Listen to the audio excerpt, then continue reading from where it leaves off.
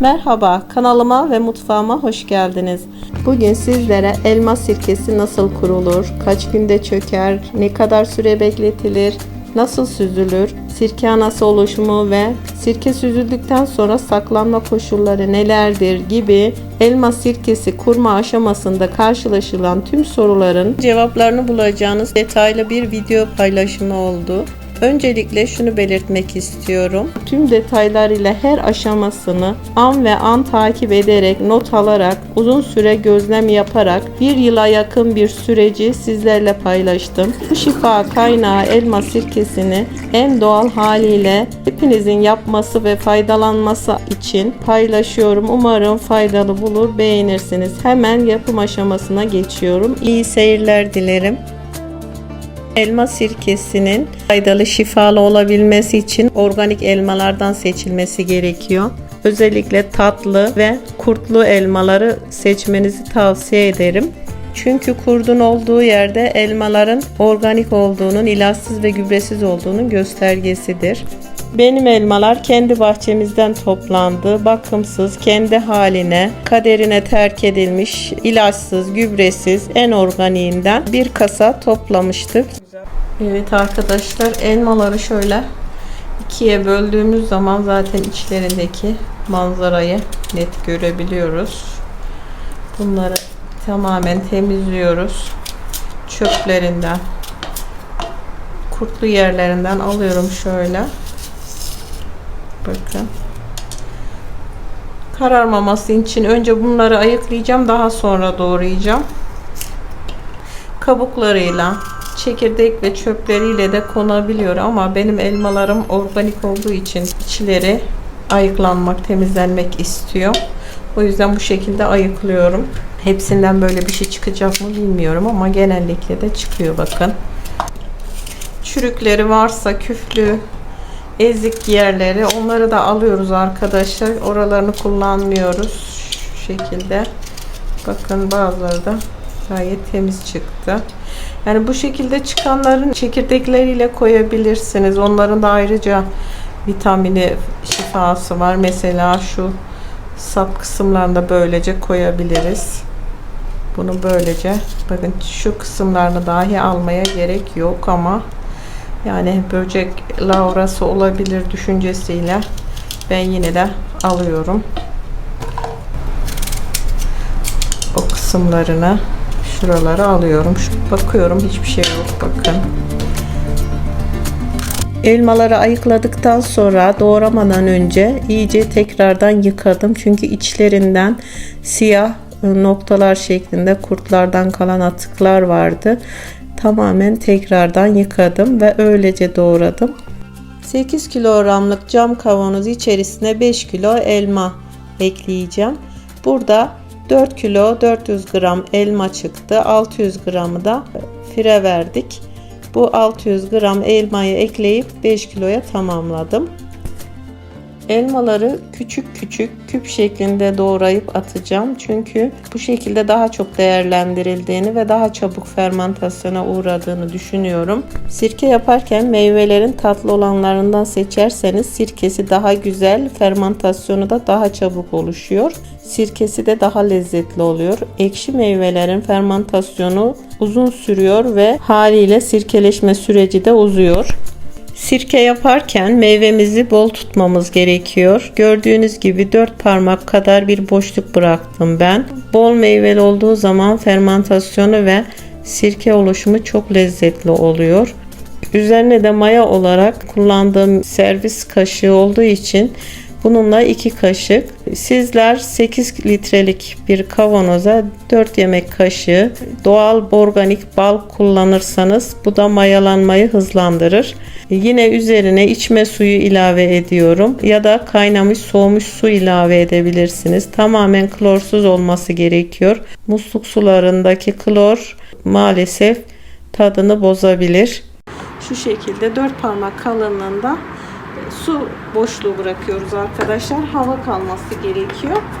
Niçin hava kalması gerekiyor? Fermentasyona uğrayacağı zaman bunlar köpürecek, yukarıya çıkacak, taşmayacak.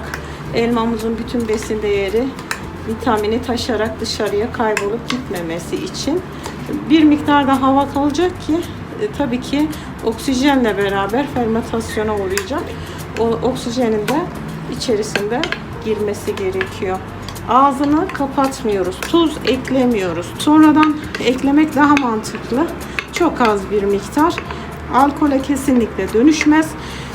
Tuz eklemediğimiz için hani alkole dönüşür gibi aklınıza sorular gelebilir. Ağzını kapatmadığımız için kesinlikle alkol oluşmayacak. Yani oluşacak olan havayla beraber uçup gideceği için öyle bir problemle karşılaşmayacağız. İyice karıştırıyoruz arkadaşlar. İlk karıştırma biraz zorlanacak. Birkaç gün sonra yumuşayacağı için daha da rahat karıştırabileceğiz. Şu anda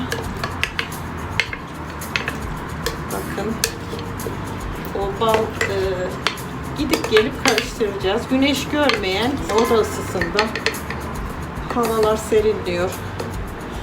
Tam sirke mevsimidir.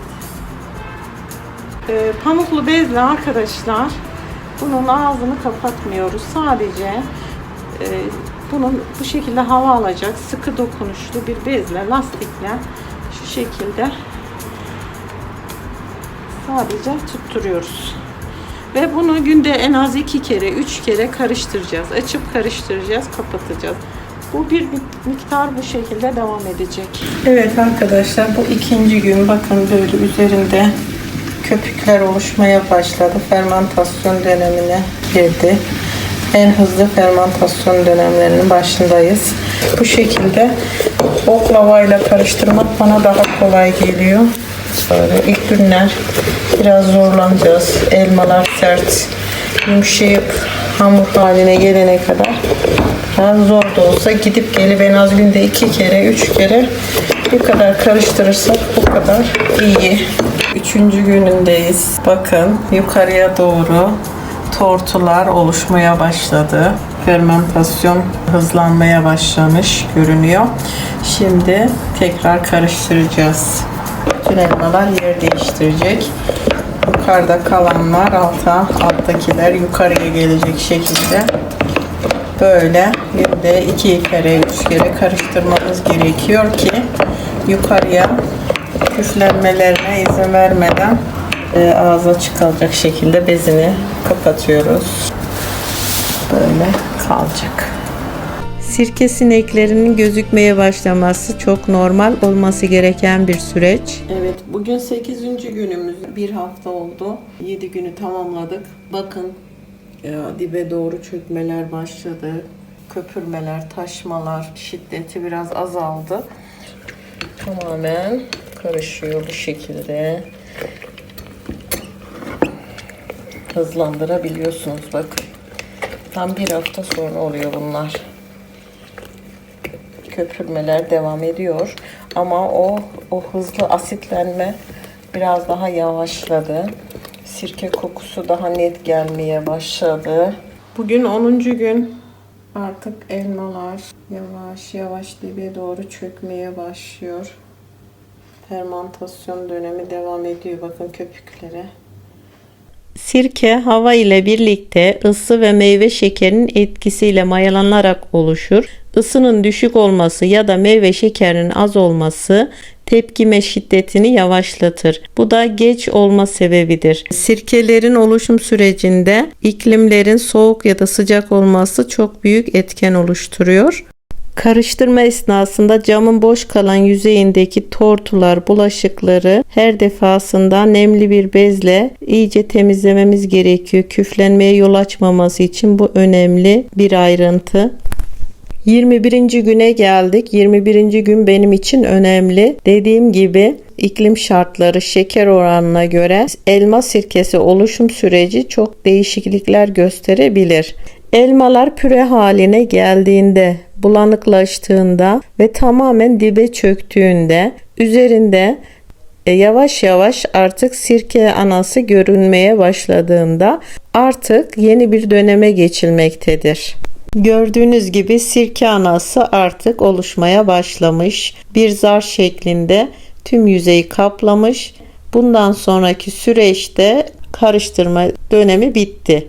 Dinlenme dönemine geçilecek. Bu dönemde neler yapılması gerekiyor? Öncelikle önceki kullandığımız örtümüzü değiştirmemiz gerekiyor.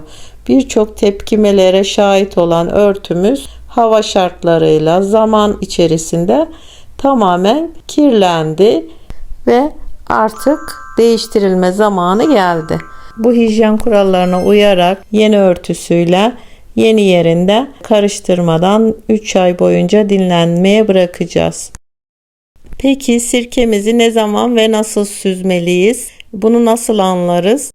Yaklaşık 3 ay gibi bir sürede sirkemiz olmaya başlar. Sirkemizi süzme zamanını sirkemizin tadı, lezzeti belirliyor. Eğer lezzetini ve tadını tam bir sirke tadıyla, lezzetiyle alıyorsanız artık 3 ay dönemi sonunda sirkelerinizi süzebilirsiniz. Emin değilsiniz, biraz daha bekletmekte fayda var. Havalar serinse biraz daha geç olgunlaşabilir. Soğuk günlere geldiği için Konya'nın balkonumda oldukça serin olduğu için fermantasyon dönemi biraz daha yavaş oldu. İdeal süzme süresi 3 aydır. Benimki 5 ayı buldu. Bu da dediğim gibi soğuklara denk geldi, kuruma dönemi. Aynı gün, aynı meyve, aynı malzemeyle kurulmuş olan 3 farklı kavanozda elma sirkelerimi görüyorsunuz. Bu sirkelerin ortada duranın rengi daha açık, bal sarısı gibi. Küçük kavanozdakinin rengi daha koyulaştı. Sirke anası da oldukça ince. Ben kenarını silerken biraz ortaya toplandı. Bunun sirke anası daha belirgin oldu. Bu da böyle sirke anası görülüyor. Maya falan kullanılmadığı için böyle ince bir sirke anası oluşabiliyor. Bu sirkemizin kalitesinde en ufak bir değişiklik yapmıyor. Daha da kaliteli oluyor. İçerisinde çünkü maya kullanılmadı. Sadece doğal biraz bal koydum ve klorsuz su kullandım. Şartlarına, kurallarına uyarsanız sirkeleriniz güzel olur. Üçünün de tadına baktım. Üçünün de aroması çok güzel. Tam sirke aroması. Evet arkadaşlar, şimdi ortadakinin sirke anasını alacağım. Bakın beraber şöyle görüyorsunuz sirke anamızı. Bayağı bir ana yapmış. Meyvesiyle geldi. Evet, şöyle bakın, sirke anamız ilk kurduğumuz için bu şekilde bir tabaka oluşturdu. Yani ince koruyucu bir tabaka. Buraya bırakıyorum. Gayet güzel. Evet, şimdi diğerimizin sirkesini alacağım. Evet, şöyle bir bez olması gerekiyor süzmemiz için. Posalarını daha iyi süzebilelim. Hatta üstünün şeffaf kısmını ayırabilirsiniz. Ayrıca daha berrak. Ama ben bütün altını üstünü, yani sadece asitin içerisinde birçok besleyici mineraller olduğu için ayırmak istemiyorum. Bu şekilde hepsini bir süzeceğim. Koyu posası kalan kısmı daha sonra süzebilirsiniz şu şekilde.